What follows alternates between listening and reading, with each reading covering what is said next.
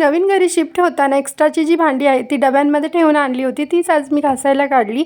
Plus प्लास्टिकचे डबेसुद्धा मला घासायचे होते. बिफोर क्लिनिंग माझा किचन ओट्यावर काहीसा असा पसारा होता. डब्यातली आणि किचन ओट्यावरची सगळी भांडी घासली आणि हा आहे माझ्या लग्नात मिळालेला चांदीचा करंडा, जो की थोडासा काळा पडला होता, म्हणून त्याला सुद्धा घासून मस्त क्लीन केला. याला घासताना मला खूपच मज्जा आली. अगदी प्रेमाने मी याला घासला आणि घासल्यानंतर किती मस्त चकाकतोय बघा. खूपच छान वाटलं मला ह्याला घासताना आणि अगदी मस्त आणि एकदम सुंदर दिसतोय. त्यानंतर आफ्टर क्लिनिंग माझा किचन ओटा बघा, प्लास्टिकचे डबे पण घासलेत, नितळत ठेवलेत आणि सगळी भांडी स्टीलच्या रॅकमध्ये नितळत ठेवली, जेणेकरून संध्याकाळपर्यंत ती सुकून जातील. फरशी पुसायची होती, पण त्याआधी म्हटलं गॅलरी धुवून घेऊया, तर त्यासाठी एका बादलीमध्ये पाणी आणि त्यात लिक्विड टाकून घेतलं. पावसामुळे जे काळे डाग पडले होते फरशीला ते तर काही गेलेच नाहीत, पण धूळ जी होती ती सगळी गेली. हे सगळं बिफोर आणि आफ्टरचं ट्रान्झिशन बघायला तर खूपच छान वाटतं, पण यातनं माझे जवळजवळ 2 ते 3 तास गेलेत. चला भेटूया पुढच्या व्हिडिओमध्ये, तोपर्यंत बाय बाय.